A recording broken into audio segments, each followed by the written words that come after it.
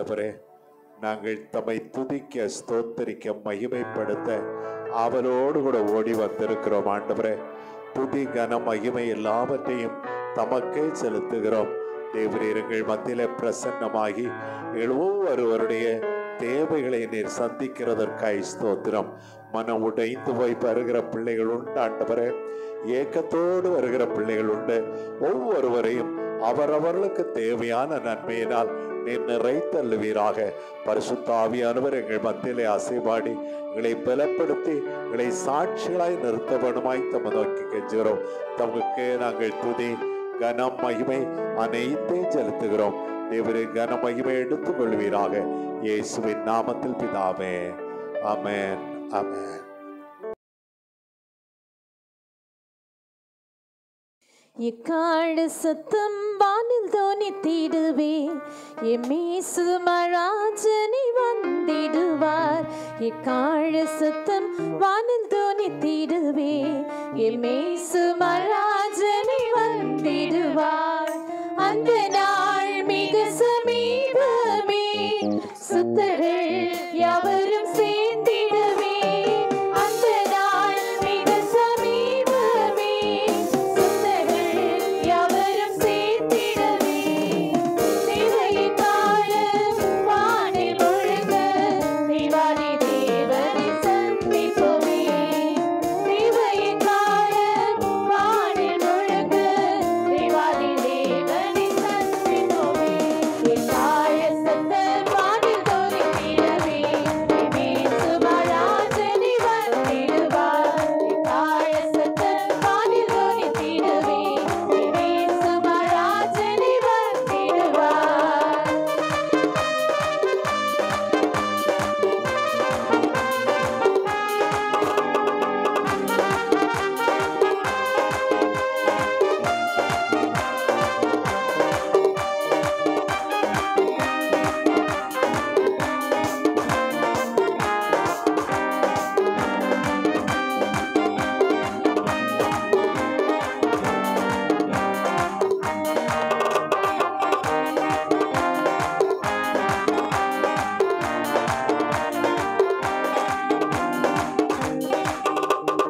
வானமும் பூமியும் மாறிடினும், வல்லவர் வாக்குதான் மாறிடாதே.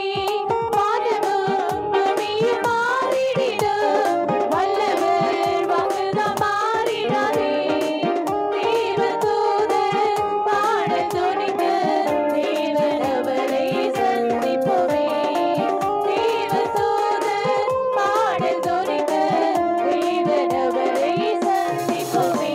எக்கால சத்தம் வானில் தோனித்திடவே, எம்மேசு மராஜனி வந்திடுவார்.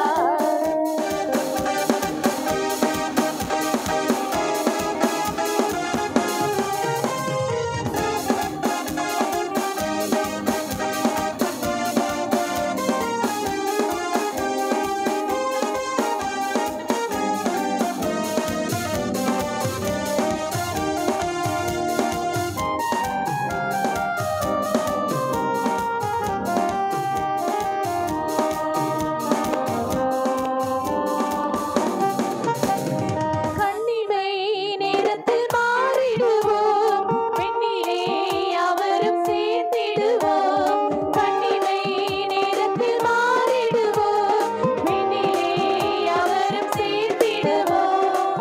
கண்ணீர் கவலை அங்கே இல்லை, கர்த்தர் தாமே வெளிச்சமாவார்.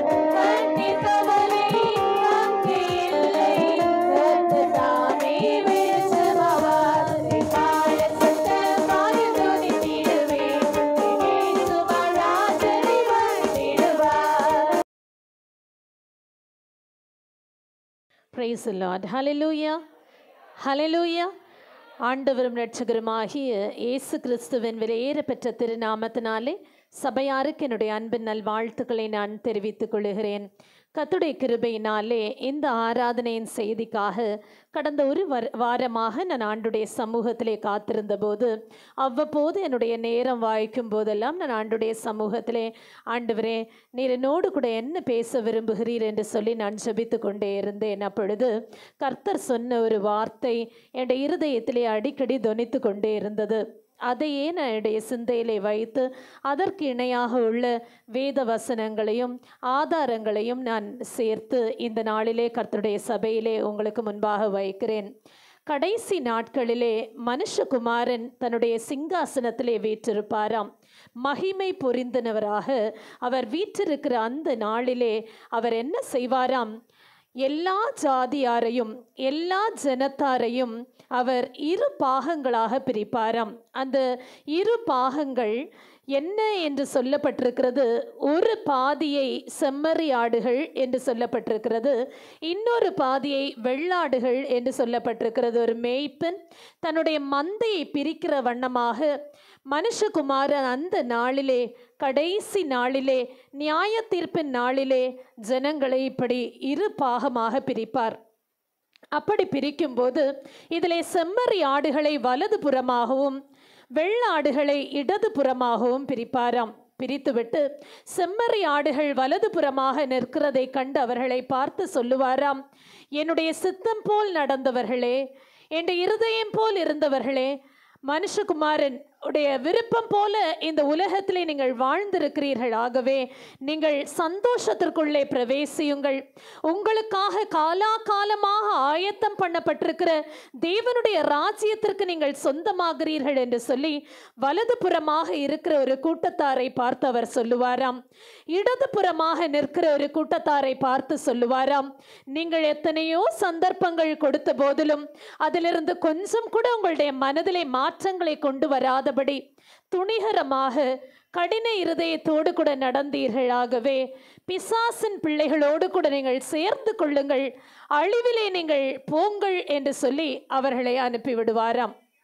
இப்படி மனுஷகுமாரன் நியாய தீர்ப்பு நாளிலே ஜாதியாரை 2 பகுதியாக பிரித்து அவர்களுக்கு தீர்ப்பாக சிலருக்கு ஆக்கினை தீர்ப்பை கொடுப்பார், சிலருக்கு நித்திய ஜீவன் என்கிற தீர்ப்பை கொடுப்பார். எனக்கு அன்பான தேவனுடைய பிள்ளைகளே, நாம் வலது பக்கம் இருக்கிற கூட்டத்தாரா அல்லது இடது பக்கம் இருக்கிற கூட்டத்தாரா என்பதுதான் இன்றைக்கு நாம் நம்மளே ஆராய்ந்து பார்க்க வேண்டிய ஒரு தருணமாக இருக்கிறது. அடிக்கடி நான் இந்த வாரத்திலே இந்த பாடல் வரிகளை நான் பாடிக்கொண்டே இருந்தேன். மௌனமாயிருக்காதே, நீ மௌனமாயிருக்காதே, இது சிந்திக்கும் நேரம், செயல்படும் நேரம், மௌனமாயிருக்காதே, இது சிந்திக்கும் காலம், செயல்படும் நேரம், மௌனமாயிருக்காதே. இன்னைக்கு இதே பாடல் வரிகளை மறுபடியுமாக சபையாராகிய நாமும் இருதயத்திலே சிந்தித்து பார்ப்போமே ஆனால் நிச்சயமாக நாம் எந்த பகுதியை சேர்ந்தவர்களாக இருப்போம் என்பதை நம்முடைய நடவடிக்கைகளை பார்த்து நம்முடைய வழிகளை பார்த்து நாம் தீர்மானிக்க முடியும். என் அன்பு தேவனுடைய பிள்ளைகளே, ஆண்டவராகிய கர்த்தர் கடைசி நாளிலே எப்படி செய்வார் என்பதற்கு ஆதாரமாக தான் இன்றைக்குள்ள தீர்க்க தரிசன வார்த்தையை நான் உங்கள் மத்தியிலே பேச விரும்புகிறேன். எடுப்போம் ஆமோஸ் தீர்க்க தரிசன புஸ்தகம் 9ஆம் அதிகாரம் 9ஆம் வசனம். வாசிக்க கேட்போம். இதோ சல்லடையினால் சலித்தரிக்கிறது போல் இஸ்ரவேல் வம்சத்தாரை எல்லா சாதிகளுக்குள்ளும் சலித்தரிக்கும்படிக்கு நான் கட்டளையிடுவேன், ஆனாலும் ஒரு கோதுமை மணியும் தரையிலே விழுவதில்லை. ஹல்லேலூயா, ஹல்லேலூயா. கொஞ்சம் சத்தமா சொல்லலாமா? ஹல்லேலூயா. இதில் முதல் பகுதி கொஞ்சம் வாசிக்கும் போது பயமாக இருந்தது. ஆனால் இறுதியிலே சொல்லப்பட்டிருக்கிற அந்த வரி நமக்குரியதாக மாறுகிறது. என்ன? ஒரு கோதுமை மணியும் தரையிலே விழுவதில்லை. அதில் அவர் ரொம்ப கேர்ஃபுல்லாக இருப்பார். ஒரு நீதிமான் கூட பனிஷ் பண்ணப்படக்கூடாது, ஒரு நீதிமான் கூட அனாவசியமாக ஆக்கினைக்கு நேராக தீர்த்துவிடக் கூடாது என்பதிலே என் ஆண்டவர் ஜாக்கிரதையுடையவராக இருக்கிறார். ஆனால் சகல ஜாதியாரையும் இஸ்ரவேலுக்குள்ளாக இருக்கிற எல்லாரையும் சலித்து அரிக்கிற நாள் ஒன்று வருகிறது. ஹல்லேலூயா. ஜல்லரிக்கிற நாள் ஒன்று வருகிறது. நாம ஜல்லரிக்கும் போது தேவையற்ற காரியங்களை தூக்கி போடுகிறோமே, அதுபோல மற்ற தூசி போன்ற அழுக்குகளை நாம் அகற்றுகிறதற்காக தான் ஜல்லரிக்கிறோம். அதுபோல ஆண்டவராகிய கர்த்தர் ஒரு நாள் அந்த நியாய தீர்ப்பு நாளிலே நம்மை ஜல்லரிக்கிற அந்த நேரத்திலே நாம் வலதுபுறமாக நிற்போமா அல்லது இடதுபுறமாக நிற்போமா என்பதை கொஞ்சம் இன்றைக்கு நாம் ஆராய்ந்து பார்க்க வேண்டும். ஹல்லேலூயா. சொல்ல மாட்டேங்கிறீங்களே ஹல்லேலூயா. ஆனா இன்னைக்கு நமக்கு ஒரு வாழ்வு நற்செய்தி என்ன? ஒரு கோதுமை மணியும் தரையிலே விழுந்து போவதில்லை. ஹல்லேலூயா. ஒருவேளை நமக்கு நிறைய நேரங்கள்ல ஒரு சில கவலைகள் நம்மை சூழ இருக்கும். ஐயோ, என்னுடைய குடும்பத்தின் நித்திய ஜீவனுக்காக, அவர்களுடைய ரட்சிப்புக்காக நான் எத்தனையோ நாட்களாய் ஜெபித்து கொண்டிருக்கிறேன். ஆனால் இன்னும் அதற்கான ஒரு கன்ஃபர்மேஷன், அதற்கான ஒரு ஆதாரம் எனக்கு கிடைக்க பெறவில்லையே, என்ன நடக்குமோ என்று சொல்லி பல கேள்விகள் நம்மை சூழ இருக்கும். எத்தனையோ ஆலோசனைக்காரரிடத்திலே நம்முடைய பிள்ளைகளை, கணவனை, மனைவியை, நமக்கு உரியவர்களை நாம் அனுப்பி வைத்திருக்கிறோம், பேசி இருக்கிறோம். ஆனால் எந்த விதமான மாற்றங்களையும் அவர்களிடத்திலே பார்க்க முடியாததினாலே சற்று மன கவலைகளிலே நீங்கள் இருக்கலாம். ஆனால் ஆண்டுடைய நாமத்தினாலே நான் உங்களுக்கு சொல்ல முடியும், என் ஆண்டவர் இஸ்ரவேல் வம்சத்தாரை ஜல்லரிக்கும் போது ஒரு கோதுமை மணியும் தரையிலே விழுந்து போகாதபடி காப்பார். ஹல்லேலூயா. விசுவாசிக்கிறவங்க எல்லாரும் என் குடும்பத்தை என் ஆண்டவர் காப்பார் என்று சொல்லுங்கள். கரங்களை உயர்த்தி ஒரு அல்லேலூயா சொல்லுங்களேன். ஹல்லேலூயா. ஒருவேளை இந்த நேரம் நாம் சிந்திக்க வேண்டிய நேரமா, நாம் செயல்பட வேண்டிய நேரமா என்பதை நாம கொஞ்சம் ஆராய்ந்து பார்க்க வேண்டும். எந்த இடங்களிலே நான் தவறு இழைத்து கொண்டிருக்கிறேன், எந்த இடங்களிலே என்னுடைய கோதுமை மணி தரையிலே விழுந்ததாக கிடக்கிறது என்பதை நாம் கொஞ்சம் யோசித்து பார்க்க வேண்டும். இந்த ஜாதிகளை, இந்த சல்ல இருக்கிற இந்த நேரத்திலே நாம வாசிக்கிறோம், யார் யாரை ஆண்டவர் பிரிப்பாராம். 2 பேதுரு 2ஆம் அதிகாரம் 9ஆம் வசனத்தை நாம் வாசிக்க கேட்போம். கர்த்தர் தேவ பக்தி உள்ளவர்களை சோதனை நின்று ரட்சிக்கவும், அக்கிரமக்காரரை ஆக்கினைக்குள்ளானவர்களாக நியாய தீர்ப்பு நாளுக்கு வைக்கவும் அறிந்திருக்கிறார். அவருக்கு ஒண்ணு தெரியும், என்ன? தேவ பக்தி உள்ளவர்களை சோதனையிலிருந்து ரட்சிக்க அவருக்கு தெரியும். அதே சமயத்துல அக்கிரமக்காரரை ஆக்கினைக்குள்ளாக தீர்க்கவும் அவருக்கு தெரியும். ஹல்லேலூயா. ஹல்லேலூயா. எனக்கு உண்மையாகவே தேவ பக்தி இருக்கிறது என்று சொல்லுகிற பிள்ளைகள் கரங்களை உயர்த்தி ஒரு உற்சாக கரவோஷம் எழுப்பலாமா? ஹல்லேலூயா. ஹல்லேலூயா. என் ஆண்டவர் என்னை தேவ பக்தி உள்ளவனாக உருவாக்கி இருக்கிறார், என் குடும்பத்தின் பிள்ளைகளை தேவ பக்தி உடையவர்களாக வைத்திருக்கிறார் என்று நீங்கள் தைரியமாய் இன்றைக்கு சொல்ல முடியுமானால் நீங்கள் சொல்லலாம், வர இருக்கிற ஆபத்துகளிலிருந்து என் ஆண்டவர் எங்களை காத்து கொள்ளுவார். ஹல்லேலூயா. அவருடைய பிரிவு இப்படிதான் பிரிக்கப்படும். அக்கிரமக்காரர், தேவ பக்தி உள்ளவர்கள் என்று பிரிக்கப்படும். நாம் வேதத்திலே அதற்கு உதாரணமாக லோத்து என்று சொல்லுகிற ஒரு மனுஷனை இதே அதிகாரத்திலே குறிப்பிட்டு காட்டுகிறதை இந்த 8ஆம் வசனத்திலே நாம் வாசிக்க முடியும். வாசிப்போம். 2 பேதுரு 2ஆம் அதிகாரம் 8ஆம் வசனம். நாள்தோறும் அவர்களுடைய அக்கிரம கிரியைகளை கண்டு கேட்டு நீதியுள்ள தன்னுடைய இருதயத்தில் வாதிக்கப்பட்ட நீதிமானாகிய லோத்தை அவர் ரட்சித்திருக்க. உதாரணத்தை இங்கே சுட்டி காட்டுகிறதை நாம் வாசிக்கிறோம். என்ன? நாள்தோறும் பாவங்களிலே சிக்கி கொண்டிருக்கிற ஜனங்கள் மத்தியிலே வாழ்ந்து கொண்டிருந்த தன்னுடைய இருதயத்திலே பாவ செயல்கள் அவனை தூண்டி இருக்கும். பல இடங்களிலே நீயும் இதை செய்தால் என்ன, எல்லாரும் செய்யும் போது உனக்கு மட்டும் ஏன் இந்த நீதி தேவை என்று சொல்லி பலமுறை அவன் வாதிக்கப்பட்ட நேரத்திலும் கூட தன்னை நீதிமானாக காத்து கொண்ட லோத்து. கரங்களை உயர்த்தி ஒரு அல்லேலூயா சொல்லுங்களேன். இன்னைக்கு நாம பாவம் நிறைந்த உலகத்திலே வாழ்ந்து கொண்டிருக்கிறோம். நம்முடைய இந்த உலகத்தின் பாதை சோதோம் கொமோரா பாதையாக தான் காணப்படுகிறது.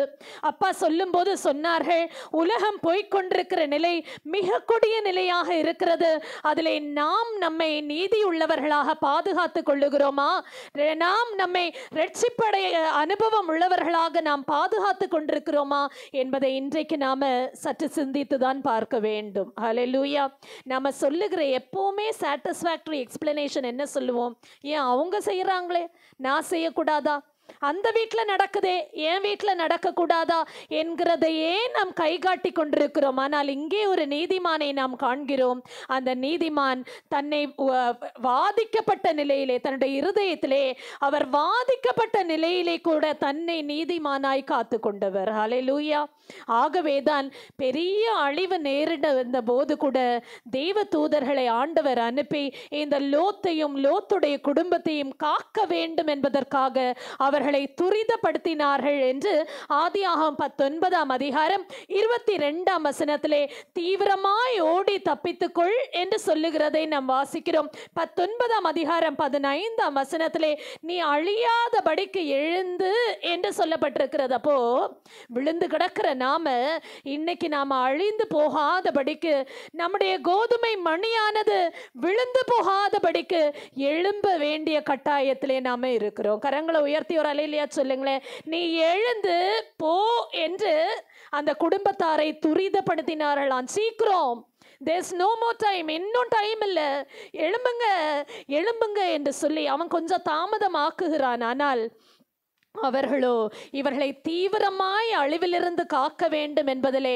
மிக ஜாக்கிரதையாக இருந்தார்கள். இன்றைக்கு நாம எப்படிப்பட்டவர்களாக நம்முடைய நடத்தைகளிலே, நம்முடைய கிரியைகளிலே தேவனை பிரியப்படுத்துகிறோமா? அல்லது இன்னும் கொஞ்சம் போகட்டும், இன்னும் கொஞ்ச நாள் என்னுடைய சந்தோஷத்திற்கேற்ற காரியங்களிலே நான் ஈடுபடுத்தி கொள்ளட்டும் என்று நாம் சொல்லி கொண்டிருக்கிறோமா? என்னை கொஞ்சம் நம்ம யோசித்து பார்க்க வேண்டிய நேரம். 19ஆம் அதிகாரம் 17ஆம் வசனத்தை நம்ம வாசிப்போம். அவர்களை வெளியே கொண்டு போய் விட்ட பின்பு அவர், உன் ஜீவன் தப்ப ஓடிப்போ, பின்னிட்டு பாராதே, இந்த சம பூமியில் எங்கும் நில்லாதே, நீ அழியாதபடிக்கு மலைக்கு ஓடிப்போ என்றார். ஹல்லேலூயா. என்ன சொன்னாங்களாம்? நிக்கவே நிக்காதப்பா, இந்த சமபூமியில எங்கேயுமே நின்னுடாத, ஓடிட்டே இரு. ஹல்லேலூயா. ஏன்? அழிவு உன்னை தேடி வந்து கொண்டிருக்கிறது, நீ ஓடிப்போ, எங்கும் நில்லாதே. இன்னைக்கு எல்லாருமே இருதயத்துல சில காரியங்களை, சில வார்த்தைகளை சொல்லிக்கொண்டே இருக்க வேண்டும்.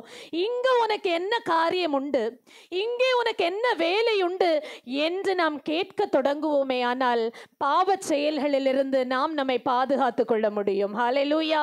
ஓடிப்போ, பின்னிட்டு பாராதே, எங்கும் நில்லாதே, எழும்பு, ஓடு என்று சொல்லி அந்த கட்டளைகளை அவர்கள் பெற்றபோது அவர்கள் ஓடினார்கள், தங்களுடைய ஜீவனை காத்து கொண்டார்கள். ஹல்லேலூயா. ஹல்லேலூயா.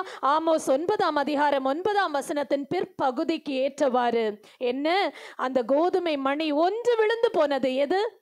அவளுடைய மனைவி ஆகிய அந்த ஸ்திரீ பாவ ஆசைக்கு நேராக, அவளுடைய இச்சைக்கு நேராக அவள் திரும்பினதுனாலே அந்த கோதுமை மணி விழுந்து போகிறதற்கு அது காரணமாக இருந்தது. ஆனால் மற்றவர்களையோ கர்த்தர் காத்து கொண்டார். இன்றைக்கு நாம் அழிவின் பாதையிலே போய் கொண்டிருக்கிறோமா? கொஞ்சம் யோசித்து பாருங்க.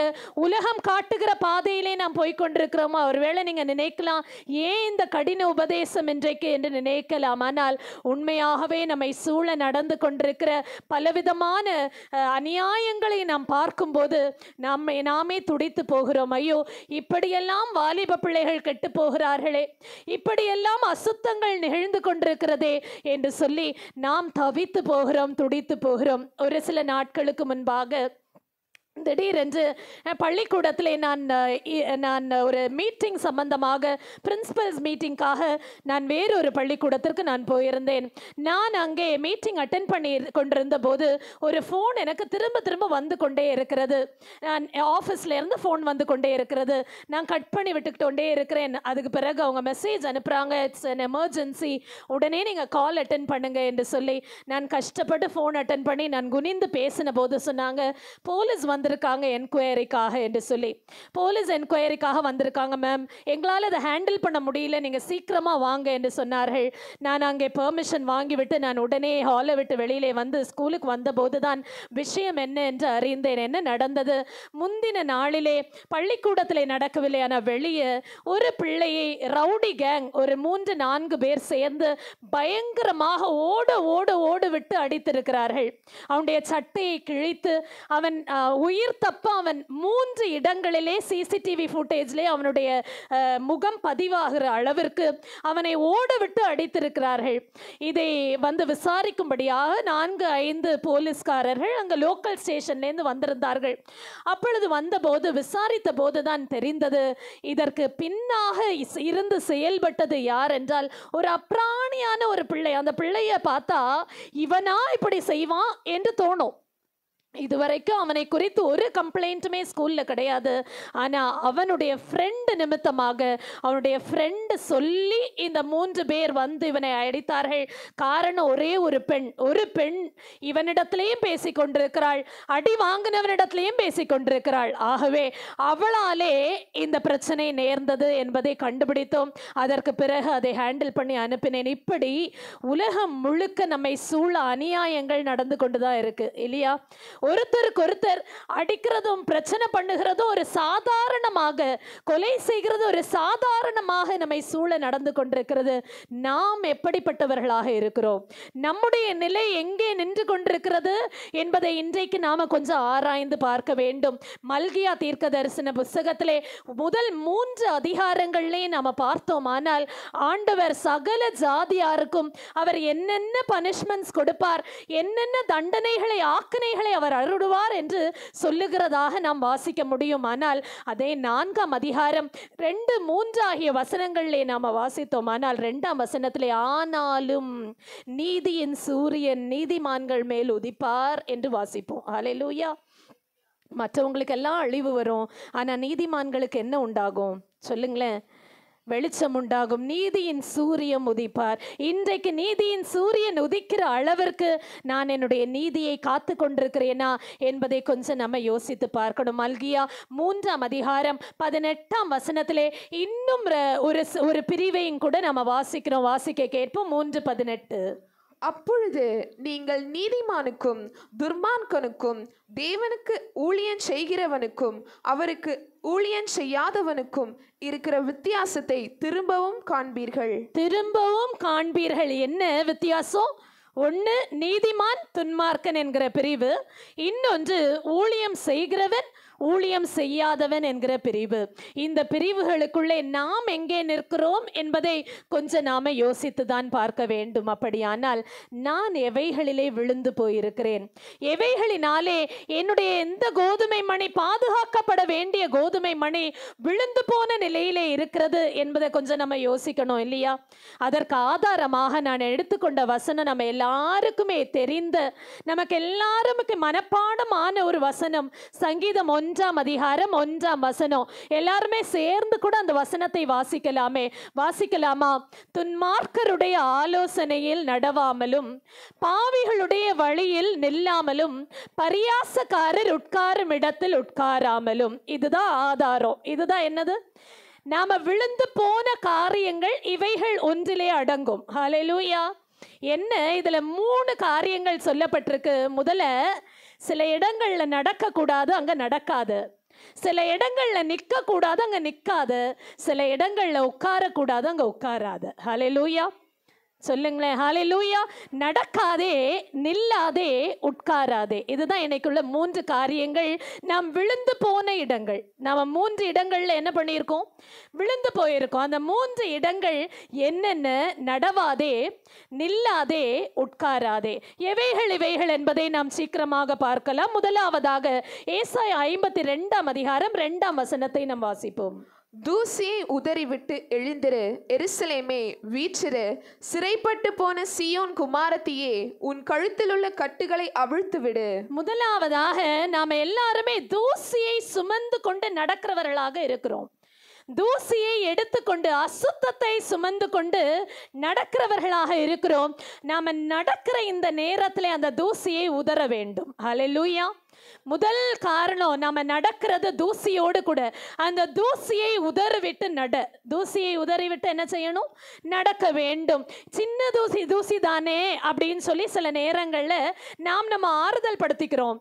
இது ஒரு சின்ன விஷயம் தானே, ஒரு சின்ன தப்பு தானே, இதனால என்ன ஆக போகுது என்று சொல்லி நாம கேட்கிறோம். ஆனா அந்த தூசி தான் நம்ம பாவிகளுடைய ஆலோசனைக்கு நேராக போகிறதற்கு நம்மை தூண்டுகிறதாக அமைகிறது. அது கயிறு என்று சொல்லப்பட்டிருக்கு. வாசிப்போம் நீதிமொழிகள் 5:22. துன்மார்க்கனை அவனுடைய அக்கிரமங்களே பிடித்து கொள்ளும், தன் பாவ கயிறுகளால் கட்டப்படுவான். அது ஒரு விதமான கயிறு. அது என்னது? ஒரு விதமான கயிறு. அது பாவ கயிறு. இந்த பாவ கயிறு எதற்கு இணையானது? பலர் தருகிற கெட்ட ஆலோசனைகளுக்கு இணையானது. நாம் வேதத்திலே ஏவாள் என்று சொல்லுகிற முதல் ஸ்திரீயை குறித்து வாசிக்கிறோமே, இவள் எந்த இடத்திலே விழுந்து போனாள்? ஏன் அந்த கோதுமை மணி நிலைத்து நிற்க முடியவில்லை? எதிலே அது விழுந்து போனது? காரணம் என்ன? சர்ப்பத்தோடு கூட தேவையற்ற ஆலோசனையிலே ஈடுபட்டதினாலே. ஹல்லேலூயா. சர்ப்பத்தோடு கூட அவளுக்கு பேச வேண்டிய அவசியமே கிடையாது. ஒருவேளை பேசி இருந்தாலும் அவள் சுதாரித்து கொண்டிருக்க வேண்டும். அவளிடத்திலே அந்த சர்ப்பம் சொல்லுகிறது, நீ தேவபுத்திரரை போல மாறுவாய், தேவ தூதர்களை போல மாறுவாய் என்று சொன்ன உடனேயே, ஆசை காட்டின உடனேயே அவள் மயங்குகிற வரைக்கும் பேசுகிறது. ஹல்லேலூயா. ஒரு வாட்டி பேசிட்டு அது போயிருக்க வாய்ப்பில்லை. திரும்ப திரும்ப திரும்ப வந்து தினமும் இவளிடத்துல ஆசை வார்த்தைகள் பேசி இருக்க வேண்டும். இன்னைக்கு நிறைய பேர் இந்த ஆசை வார்த்தைகளுக்கு மயங்கி போகிறோம் இல்லையா? கொஞ்சம் யோசித்து பாருங்களேன். எனக்கு கொஞ்சம் சாட்டிஸ்ஃபேக்ஷன், இது அடி வாங்கினான்னு நான் சொன்னனே, அந்த பையன் 2 நாள் கழித்து ஸ்கூலுக்கு வந்தான். அவனை கூப்பிட்டு நான் அட்வைஸ் பண்ணும்போது அவனிடத்துல கேட்டேன், தம்பி உனக்கு நல்லா தெரியும் அந்த குறிப்பிட்ட பெண் நீ அகப்பட்டிருக்கிறாயே, அந்த பெண் உன்னிடத்திலே மாத்திரமல்ல வேறு பிள்ளைகளோடும் கூட உறவு வைத்திருக்கிறாள் என்பது உனக்கு தெரியுமே, அப்படி இருக்கும்போது நீ ஏன் தவறுகிறாய் என்று கேட்டபோது, மேம் நான் டெம்பரரி டைமுக்காக, என்னிடத்துல சொல்றான் அவன், மேம் கொஞ்ச நேரத்துக்காக என்னுடைய பல கஷ்டங்களை மறக்கிறதற்காக இது கொஞ்சம் சந்தோஷத்தை எனக்கு கொடுக்கிறதாகவே இதிலே நான் இருக்கிறேன் என்று சொன்னான். அவனிடத்துல அட்வைஸ் பண்ணி அவனுக்காக ஜெபித்து அவனை ஆலோசனை சொல்லி அனுப்பின பிறகு அடுத்த நாள் அவருடைய அம்மா வந்து சொன்னார்கள், மேம் வீட்டில் வந்து அவன் இடத்துல நிறைய நேரம் பேசிட்டு இருந்தான், இனி இந்த காரியத்திலே நான் ஈடுபட மாட்டேன் என்று சொன்னான் என்று சொன்னார்கள். என் அன்பு தேவனுடைய பிள்ளைகளை, இன்றைக்கு நாம என்ன ஆலோசனைகளை கேட்கிறவர்களாக இருக்கிறோம்? ஹல்லேலூயா. பாவ கயிறு நம்மை கட்டி வைத்திருக்கிறதா என்பதை கொஞ்சம் நாம இன்னைக்கு யோசித்து பார்க்க வேண்டும். நாம இன்னைக்கு வாசிக்க கேட்ட சுவிசேஷ வேத பாடத்திலே கெட்ட குமாரனை குறித்து நாம வாசித்தோமே. இந்த கெட்ட குமாரன் இளைய குமாரன் என்று சொல்லுகிறோம் நாம். இந்த இளைய குமாரன் தன்னுடைய ஆசாபாசங்களை தீர்த்து கொள்ளுகிறதற்காக தகப்பனை விட்டு பிரிந்து போகிறான். ஆனால் அவன் தன்னுடைய ஆசைகள் எல்லாம் தீர்ந்த பிறகு அவன் உணர்ந்துதான் திரும்ப வருகிறான். தகப்பன் காத்திருக்கிறார், ஆனா தேடி போகல. ரொம்ப கவனமா நம்ம யோசிக்க வேண்டிய விஷயம் அது. ஹல்லேலூயா. தகப்பனுக்கு நினைச்சிருந்தா தன்னுடைய வேலையாட்களை எல்லா பக்கத்திலையும் அனுப்பி தேடி இருக்கலாம் பிள்ளைய, இல்லையா? தேடி இருக்கலாம் இல்லையா? ஏன்னா அவர் செல்வ செழிப்பு மிகுந்தவராக தான் நாம் வாசிக்கிறோம். அப்படிப்பட்ட செல்வ சீமானா இருந்த தகப்பன் தன்னுடைய பிள்ளை திருந்தி வர வேண்டும் என்று காத்திருந்தார். அதே போலதான் நம்முடைய பரமபிதாவும் கூட. ஹல்லேலூயா. அவர் தேடி வருவாருன்னு நினைக்காதீங்க, நீங்க தான் அவரிடத்துல போக வேண்டும். ஹல்லேலூயா. போகிறதற்கு இன்னைக்கு ஆயத்தம் தானா? என்ன பாவ கயிறு, தேவையற்ற ஆலோசனை உங்களுக்கு தூசியாக இன்றைக்கு இருக்கிறது, அதை உதறி விட்டு நடந்து வாங்க. ஹல்லேலூயா. அந்த இடத்துல நடக்காதீங்க, தூசியோட நடக்காதீங்க, அவைகளை உதறிவிட்டு நீங்கள் நடந்து வாருங்கள். மத்தேயு சுவிசேஷம் 26ஆம் அதிகாரம் 4ஆம் வசனத்துல ஒரு கூட்டம் ஏசப்பாவுக்கு விரோதமாக தந்திரமாய் ஆலோசனை பண்ணினார்களாம். தந்திரமாய் ஆலோசனை பண்ணின அந்த கூட்டத்துல ஒரு கோதுமை மணி விழுந்து போயிருச்சு. என்ன கோதுமை மணி? யூதாஸ் என்கிறவன் விழுந்து போனான். தந்திரமான ஆலோசனை நடக்கிற இடத்துல நாம சேர்ந்து நாங்க நடந்துட்டோமான அந்த கூட்டத்தோட நிச்சயமா நம்முடைய கோதுமை மணி விழுந்து போகும். ஹல்லேலூயா. இன்றைக்கு யோசித்து பார்ப்போம், ஆண்டவரே நான் விழுந்து போகிறதற்கு இந்த தூசி காரணமாக இருக்குமானால் இன்றைக்கு அதை உதறி விடுகிறேன். ஹல்லேலூயா. ஹல்லேலூயா. அடுத்ததாக 2வது என்ன வார்த்தை? நிற்காதே. 2வது என்ன? நில்லாதே. எதிலே நாம் விழுந்தோம்? நிற்கிறதுனாலே எதிலே விழுந்தோம்? நாம் வாசிப்போம் எபேசியர் 5ஆம் அதிகாரம் 14ஆம் வசனம். ஆதலால் தூங்குகிற நீ விழித்து மரித்தோரை விட்டு எழுந்திரு, அப்பொழுது கிறிஸ்து உன்னை ரட்சிப்பிப்பார் என்று சொல்லி இருக்கிறார். ஹல்லேலூயா. கிறிஸ்து உன்னை பிரகாசிப்பிக்கிறார் என்று சொல்லி இருக்கிறார். எப்போ? தூங்குகிற நீ எழுந்தனா. எப்போ? தூங்குகிற நீ ஹாஃப் டெட், தூங்குகிறது என்ற நித்திரையில் இருக்கிறது இல்லை, கிட்டத்தட்ட நடைப்பிணமாய் நிற்கிறது. கிட்டத்தட்ட என்ன? நடைப்பிணமாக நிற்கிறது. ஆவிக்குரிய வாழ்க்கையிலே செத்தவர்களாக இருக்கிறது. அப்படி நாம் செத்தவர்களாக நிற்போமானால் இந்த நேரத்திலே விழுந்து கிடக்கிற நாம எழும்ப வேண்டும். ஹல்லேலூயா, ஹல்லேலூயா. நாம் சிம்சோனை குறித்து வாசித்தோமானால் இந்த சிம்சோன் என்கிற பெயருக்கு அர்த்தம் என்ன என்றால் சூரியன் என்று அர்த்தம். ஆனா இவனுடைய உறவு யாரோடு இருந்தது? தெலீலாள் என்று சொல்லுகிற ஒரு அசுத்த தொழில் செய்கிறவளோடு இருந்தது. அந்த தெலீலாள் அவளுடைய பெயருக்கு அர்த்தம் என்ன அப்படின்னா இருளின் வாசல். அவளுடைய பெயருக்கு அர்த்தம் இருளின் வாசல். சூரியனுக்கும் இருளின் வாசலுக்கும் என்னங்க சம்பந்தம்? இவன் அந்த இருளின் வாசலுக்கு நேரே போய் தேவையற்ற மடியிலே படுத்து தூங்கினதுனாலே தான் இந்த நிலை அவனுக்கு ஏற்பட்டது. ஹல்லேலூயா, ஹல்லேலூயா. நிற்க கூடாத இடங்களிலே நிற்காதுங்க. ஹல்லேலூயா. நாம் என்ன தூக்கத்திலே இன்னைக்கு இருக்கிறோம்? ஒரு விதமான தூக்கம் அது. அந்த தூக்கத்திலிருந்து நாம எழும்ப வேண்டிய கட்டாயம் இன்றைக்கு நமக்கு உண்டு. யவீரு என்று சொல்லுகிற ஜெப ஆலய தலைவன் ஒரு நாள் ஆண்டவராகிய இயேசுவினிடத்திலே ஒரு ரிக்வெஸ்டுக்காக வருகிறார். என்ன? என்னுடைய மகள் 12 வயது மாத்திரம்தான் ஆகிறது, ஆனால் அவள் மிகவும் கஷ்டப்படுகிறாள், தயவாய் ஒரு விசை நீர் வர வேண்டும் என்று சொல்லி ஆண்டவரை அழைக்க வந்தார். ஜனக்கூட்டம் மிகுதியாய் இருந்ததினாலே சற்று ஆண்டவர் உடனே போக முடியவில்லை. அந்த நேரத்திலே தான் பெரும்பாடு உள்ள ஸ்திரீயையும் ஆண்டவர் சொஸ்தமாக்குகிறார். அது நடந்து கொண்டிருக்கிறது, எல்லாரும் கண்டு கொண்டிருக்கிறார்கள். கொஞ்ச நேரம் ஆன போது யவீருடைய வீட்டிலிருந்து ஆள் வந்து சொல்லுகிறார்கள், ஐயாவை நீங்க கஷ்டப்படுத்தாதீங்க, உங்களுடைய மகள் மரித்து போனாள் என்று. மரித்து போனாள் என்கிற வார்த்தையை கேட்ட உடனேயே எல்லாருக்குமே கொஞ்சம் டிசப்பாயின்மெண்ட் தான். ஆனால் ஆண்டவராகிய இயேசு சொன்னார், நீ விசுவாசம் உள்ளவனாக இரு. அல்லேலூயா. அவள் ரட்சிக்கப்படுவாள், நீ விசுவாசம் உள்ளவனாயிரு என்று சொல்லி யவீருடைய வீட்டுக்கு போகிறார். அங்கே போனா அங்க ஒரு கூட்டத்தார் உட்கார்ந்து புலம்பிக்கிட்டு இருக்காங்க, அழுதுட்டு தான் இருக்காங்க. ஆனா ஆண்டவர் அவர்களை பார்த்து சொன்னார், அவள் நித்திரையாக இருக்கிறாள் என்று சொன்னார். அல்லேலூயா. அவ மரிக்கல, அவள் நித்திரையாக இருக்கிறாங்க. இருக்கிற ஜனங்களுக்கு எல்லாம் தெரியும் அவ மரித்து போனாள் என்று. ஆகவே அவர்கள் நகைத்தார்களா. இவர் சொன்ன உடனே அவங்களுக்கு கொஞ்சம் கேலியா இருந்துச்சு, கொஞ்சம் கிண்டலா இருந்தது. கிண்டல் பேச்சு அவர் காதுல விழுந்த உடனேயே ஆண்டவர் இவங்க எல்லாரையும் வெளியில அனுப்புப்பா, இவங்க ஒருத்தருமே நமக்கு தேவையில்லை. ஹல்லேலூயா, ஹல்லேலூயா. பரியாசக்காரர் இருக்கிற இடத்துல நீங்க நிக்காதீங்க. ஹல்லேலூயா. அவங்க பரியாசக்காரர்கள், அவங்களுடைய தேவனுடைய வார்த்தைக்கு மரியாதை கொடுக்காதவங்க. அந்த இடத்திலே இவர்களை அனுப்பிவிட்ட பிறகு ஆண்டவரால் அந்த இடத்திலே நன்மை செய்ய முடிந்தது. மரித்த அவளை ஆண்டவர் உயிரோடு கூட எழுப்பி கொடுத்தார். கரங்களை உயர்த்தி ஒரு அல்லேலூயா சொல்லுங்களேன். விசுவாசத்திலே உறுதியாய் நிற்கிற 3 சீஷர்களை மாத்திரம் உள்ளே கூட்டி கொண்டு போனார். தகப்பனையும் தாயை மாத்திரம் உள்ளே கூட்டி கொண்டு போனார். வேற யாரையுமே அவர் உள்ள கொண்டு போகல. இன்னைக்கு நாம எதிலே விழுந்திருக்கிறோம் என்பதை சற்று நாம யோசித்து பார்ப்போம்.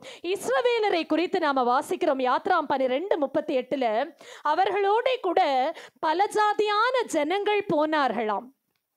நிறைய பேர் அவர்களோடு கூட சேர்ந்து கொண்டார்கள். பல ஜாதியை சேர்ந்தவர்கள் அவர்களோடு போனார்கள். ஆனா இதுல என்ன ஆபத்து நேர்ந்தது தெரியுமா? எண்ணாகமம் 11ஆம் அதிகாரம் 4ஆம் வசனத்திலே வாசிக்கிறோம், இந்த பல ஜாதியான அந்நிய ஜனங்கள் இச்சையுள்ளவர்கள் ஆனார்கள் என்று வாசிக்கிறோம். வாசிக்க கேட்போம். எண்ணாகமம் 11:4. பின்பு அவர்களுக்குள் இருந்த பல ஜாதியான அந்நிய ஜனங்கள் மிகுந்த இச்சையுள்ளவர்களானார்கள். போதும், இவர்கள் மிகுந்த இச்சையுள்ளவர்கள் ஆனார்கள். ஆகவே கூட இருந்த இஸ்ரவேல் ஜனங்களுக்கும் ஒரு இச்சை வந்துச்சு. என்ன? எங்களுக்கு ருசியான பதார்த்தம் யார் தருவா? எங்களுக்கு ருசியான காரியத்தை எனக்கு சாப்பிடுகிறதற்கு யார் தர முடியும் என்கிற இச்சை அவர்களுக்கு உண்டாகிறதற்கு எது காரணமாக இருந்தது? பல ஜாதியான ஜனங்கள், ஜாதிகளுக்கு மத்தியிலே இருந்த அந்த தேவையற்ற இச்சை. இன்றைக்கு நம்மை சூழ இருக்கிற, நம்மோடு கூட ஒட்டி உறவாடி கொண்டிருக்கிற யாரோடே நாம் நின்று கொண்டிருக்கிறோம்? ஹல்லேலூயா. என்னை கொஞ்சம் யோசித்து பாருங்க, அதிலிருந்து வெளியிலே வாருங்கள். அதுதான் நாம் விழுந்து போன இடம். என்ன நித்திரை? ரோமர் 13ஆம் அதிகாரம் 11-12 ஆகிய வசனங்களிலே நாம வாசிக்கிறோம், நித்திரையை விட்டு எழுந்திருக்க வேண்டிய வேளை ஆயிற்று. என்னாச்சா? நித்திரையை விட்டு எழுந்திருக்க வேண்டிய வேளை ஆயிற்று. நாம் காலத்தை அறிந்தவர்களாக நடக்க வேண்டும். நாம் விசுவாசிகள் ஆனபோது ரட்சிப்பு சமீபமாக இருந்ததை பார்க்கிலும் இப்பொழுது அது நமக்கு அதிக சமீபமாக இருக்கிறது. ஹல்லேலூயா. இப்போ நமக்கு அதிக சமீபமாக இருக்கிற அந்த ரட்சிப்புக்கு நேராக நம்ம போகிறோமா என்பதை கொஞ்சம் நாம் யோசித்து பார்ப்போம். அதை விட்டு விட்டு எதில் நாம் நின்றுட்டு இருக்கோம்னு அதே அதிகாரத்தில் ரோமர் 13ஆம் அதிகாரம் 13ஆம் வசனத்தில் நாம் வாசிக்கிறோம். வாசிக்க கேட்போம் அந்த வசனத்தை. கழியாட்டும் வெறியும் வேசித்தனமும் காம விகாரமும் வாக்குவாதமும் பொறாமையும் உள்ளவர்களாய் நடவாமல் பகலிலே நடக்கிறவர்கள் போல சீராய் நடக்க கடவோம். சீராய் நடவுங்கள். ஹல்லேலூயா, ஹல்லேலூயா. எங்க நிற்க கூடாது? களியாட்டு இருக்கிற இடத்துல நிற்க கூடாது. வெறி, வேசித்தனம், காம விகாரம், வாக்குவாதம், பொறாமை இவைகள் இருக்கிற இடத்திலே நாம் நின்றோமானால் நாமும் அதே வழியிலே நடக்க வேண்டியது இருக்கும். ஹல்லேலூயா. ஆகவே இன்றைக்கு தீர்மானிப்போம், ஆண்டவரே நான் எதிலே விழுந்தேன் என்பதை இன்றைக்கு தீர்மானித்து அதிலே நிற்காதபடிக்கு நான் விலகுகிறேன் என்று நீங்கள் சொல்லுவீர்கள். ஆனால் ஆண்டவர் கிருபையாய் உங்களை ரட்சிக்க போதுமானவர். அடுத்தது என்ன வார்த்தை? உட்காராதே. அடுத்தது என்னது? உட்காராதே. எதிலே நாம் உட்காரக்கூடாது? எதனால நாம் உட்கார்ந்தவர்களாய் விழுந்து கிடக்கிறோம்? லூக்கா சுவிசேஷம் 21ஆம் அதிகாரம் 34ஆம் வசனத்தை நாம் வாசிக்க கேட்போம். உங்கள் இருதயங்கள் பெருந்திண்டியினாலும் வெறியினாலும் லௌகீக கவலைகளினாலும் பாரமடையாதபடிக்கு நீங்கள் நினையாத நேரத்தில் அந்த நாள் உங்கள் மேல் வராதபடிக்கு எச்சரிக்கையாயிருங்கள். ஒரு விதமான பாரம், இதை நான் தாக்கம் என்று சொல்லுகிறேன். முதலாவதாக தூசி, அடுத்ததாக என்ன சொன்னேன்? சொல்லுங்களேன். தூக்கம், ஒரு விதமான தூக்கம். மூன்றாவதாக ஒரு தாக்கம். அந்த தாக்கம் எதனாலே ஏற்படுகிறது? இருதயத்திலே ஏற்படுகிற பெருந்திண்டியினாலே, வெறியினாலே, லௌகீக கவலையினாலே நம்முடைய இருதயம் பாரம் அடைந்திருக்கிறதாம். இவைகளிலே நாம் உட்கார்ந்து போகாதபடி ஜாக்கிரதையாகிக் கொள்ள வேண்டும். ஏசாயா 51ஆம் அதிகாரம் 17ஆம் வசனத்திலே சொல்லப்பட்டிருக்கிறது, இவைகளிலே நீங்கள் பாரம் அடையாதபடிக்கு எழும்பு எழும்பு எழுந்து நில் என்று சொல்லப்பட்டிருக்கு. வாசிப்போமா அந்த வசனத்தை? 51:17. எழும்பு எழும்பு, கர்த்தருடைய உக்கிரத்தின் பாத்திரத்தை அவர் கையில் வாங்கி குடித்திருக்க எருசலேமே எழுந்து நில், தத்தளிக்க செய்யும் பாத்திரத்தின் வண்டல்களை உறிஞ்சி குடித்தாய். எழும்பு எழும்பு எழுந்து நில். ஹல்லேலூயா. எழும்பு எழும்பு எழுந்து நில். நமக்கு பாரம் இருக்கு, ஒரு விதமான தாக்கம் நம்முடைய இருதயத்தை ஏதோ விதத்துல தாக்கி கொண்டே இருக்கிறது. ஆனால் அதிலே உட்காருகிறதற்கு நமக்கு தகுதி அல்ல. அதிலிருந்து நாம் எழும்ப வேண்டும். ஹல்லேலூயா. வேதத்திலே பல இடங்களிலே காலூன்றி நில், காலூன்றி நில் என்று நம்ம வாசிக்க முடியும். ஆனா எந்தெந்த இடத்திலே அந்த காலூன்றி நில் நம்ம வாசிக்கிறோமோ அந்த இடத்துல எல்லாம் தேவனுடைய ஆவி இறங்கி இருக்கிறதை நம்ம வாசிக்க முடியும். ஹல்லேலூயா. எங்கெல்லாம் ஆவி இறங்கினதோ அங்கெல்லாம் தீர்க்கதரிசிகள் காலூன்றி நின்றார்களாம். இன்னைக்கு நாம நிற்க வேண்டிய இடம் என்ன இடம்? தேவனுடைய ஆவிக்குள்ளாக. ஹல்லேலூயா. தேவனுடைய ஆவிக்குள்ளாக நாம் உட்கார்ந்து இருக்கிறவர்கள் எழுந்து நிற்போமே ஆனால் நிச்சயமாகவே நாம் ரட்சிக்கப்படுகிறதற்கு அது ஏதுவாக அமையும். ஏசாயா 51ஆம் அதிகாரம் 18-19 ஆகிய வசனங்களிலே நாம வாசிக்கிறோம். இந்த தாக்கத்திற்கு காரணம் என்னன்னா, எனக்கு யாருமே இல்லை என்கிற ஒரு உணர்வு. அதுதான் அந்த தாக்கம். என்னுடைய பிள்ளைகள் என்னை விட்டு தூரமாய் நிற்கிறார்கள், எனக்கு உரியவர்கள் என்னை விட்டு சற்று தள்ளி நிற்கிறார்கள், என்னிடத்திலே சேருகிறதற்கென்று யாருமே இல்லை என்கிற ஒரு உணர்வு. வாசிக்க அந்த வசனத்தை. அவள் பெற்ற புத்திரர் எல்லாரிலும் அவளை நடத்துவார் ஒருவரும் இல்லை, அவள் வளர்த்த குமாரர் எல்லாரிலும் அவளை கை கொடுத்து அழைப்பார் ஒருவரும் இல்லை. இவ்விரண்டும் உனக்கு சம்பவித்தது. உனக்கு பரிதபிக்கிறவன் யார்? பால் கடிப்பும் சங்காரமும் பஞ்சமும் பட்டயமும் வந்தன, யாரை கொண்டு உனக்கு ஆறுதல் செய்வேன்? இவைகள் எல்லாம் வந்ததினாலே தான் உட்கார்ந்த இடத்துல உட்கார்ந்துட்டு இருக்கோம், எழுந்து நிற்கிறதற்கு பலன் இல்லாமல் இருக்கிறோம். இன்னைக்கு தேவனுடைய ஆவியை கேளுங்க. ஆண்டவரே என்னை பரிசுத்த ஆவியினாலே நீங்க நிரப்புவீங்கன்னா நான் உட்கார்ந்துருக்க மாட்டேன். இந்த கஷ்டம், இந்த தாக்கத்திலிருந்து நான் எழுந்து காலோன்றி நிற்க விரும்புகிறேன் என்று நீங்கள் சொல்லுவீர்கள். ஆனால் நிச்சயமாகவே எழுந்து நிற்க செய்வார். எஸ்ரா என்று சொல்லுகிற பரிசுத்தவானை குறித்து வேதம் சொல்லுகிறது, அவர் உத்தம வேத பாரகன் என்று சொல்லி 7ஆம் அதிகாரம் 12ஆம் வசனம். உத்தம வேத பாரகன். காரணம் என்னவா? அவர் தன்னை சூழ இருந்த அசுத்த ஜனங்களுக்கு மத்தியிலே அங்க பயங்கரமான விபச்சாரம் நடக்குது, பயங்கரமான அசுத்தத்துல இஸ்ரவேலர்கள் இருக்கிறாங்க. ஆனா அவர்கள் எல்லாருக்கும் மத்தியில அதோடு கூட உட்கார்ந்து போகாம அங்க எழுந்து நிற்கிறவராக அவர் இருந்தார். ஹல்லேலூயா. காரணம் என்ன? அவருடைய தினம் வேலை என்னவா இருந்துச்சா? கர்த்தருடைய வேதத்தை ஆராய்கிறது அவருடைய வேலையாக இருந்தது. அதை குறித்து பேசுகிறது அவருடைய வேலையாக இருந்தது. அதை தன்னுடைய இருதயத்திலே அதை குறித்தே பக்குவப்படுத்தி கொண்டிருந்தாரா. எஸ்றா 7ஆம் அதிகாரம் 10ஆம் வசனத்தை வாசிப்போம். கர்த்தருடைய வேதத்தை ஆராயவும் அதன்படி செய்யவும் இஸ்ரவேலிலே கட்டளைகளையும் நீதி நியாயங்களையும் உபதேசிக்கவும் எஸ்றா தன் இருதயத்தை பக்குவப்படுத்தி இருந்தான். யாரிடத்துல கூடி இருந்த ஒரு கூட்டம் பயங்கர வேசித்தனத்துல இருக்கிறாங்க. ஆனா அவர்கள் மத்தியில இந்த எஸ்றா தன்னுடைய பரிசுத்தத்தை காட்டுக்கொண்டார். ஹல்லேலூயா, ஹல்லேலூயா. இன்றைக்கு நாம எப்படிப்பட்டவர்களா இருக்கிறோம் என்பதை கொஞ்சம் நிதானித்து யோசித்து பார்ப்போம். பவுல் பர்னபா தன்னுடைய ஊழியத்தை செய்து கொண்டிருந்த போது அவங்க செய்கிற அதிசய அடையாளங்கள் எல்லாம் அவ்வளோ ஏராளமா இருந்தது. ஒரு முறை பிறவி சப்பானியாகிய ஒருவன் இவர் பவுல் பேசுகிற பிரசங்கத்தை கேட்டுக்கொண்டே இருக்கிறார், ஆர்வமாய் கேட்டுக்கொண்டிருக்கிறார் என்பதை அறிந்த உடனே இந்த பவுல் அவரை பார்த்து, நீ எழுந்து காலூன்றி நில் என்று சொன்னார். ஹல்லேலூயா. இவர் இந்த ஒரு வார்த்தை தான் சொன்னார். அவரிடத்திலே தேவனுடைய ஆவியானவர் வார்த்தையின் மூலமாய் பிரவேசித்ததுனால அந்த சப்பானி எழுந்து நின்றான். அதுவரைக்கும் நடக்காதவன், இதுவரைக்கும் அவன் பிறந்ததிலேருந்தே சப்பானி, ஆனா எழுந்து காலோன்றி நில் என்று தேவனுடைய வார்த்தை வந்த உடனே அவன் எழுந்து நின்றான். அவன் எழுந்து நின்ற அந்த மாத்திரத்துல சூழ இருக்கிற ஜனங்கள்லாம் ஆச்சரியப்பட்டு, இவங்க தேவனுடைய புத்திரர், இவர்கள் தெய்வங்கள் என்று சொல்லி பவுலை மெர்க்குரி என்று சொன்னார்களாம், பர்னபாவை ஜூபிட்டர் என்று சொன்னார்களாம். அவங்கள வணங்க தொடங்கிட்டாங்க.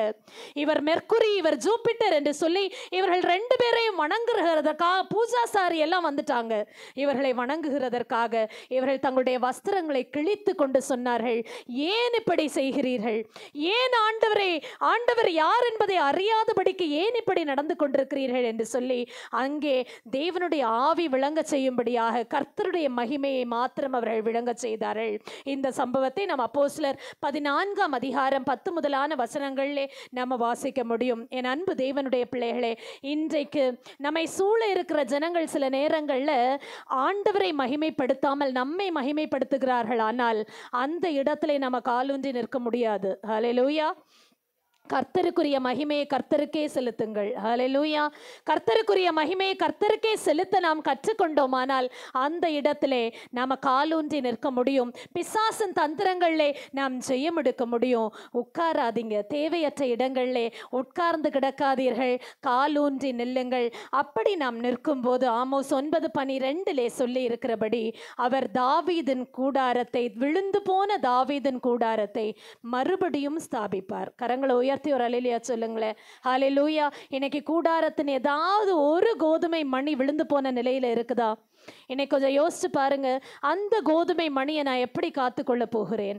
நான் எப்படி அதை ரட்சிப்பின் அனுபவத்துக்குள்ளே கொண்டு வர போகிறேன் என்பதை நாம் சிந்திக்க வேண்டிய நேரம் இது. அவைகளை ஆண்டவர் மறுபடியும் ஸ்தாபிப்பேன் என்று வாக்கு கொடுக்கிறார். விழுந்து போனது உண்மைதான், ஆனால் அதை மறுபடியும் ஸ்தாபிப்பார்.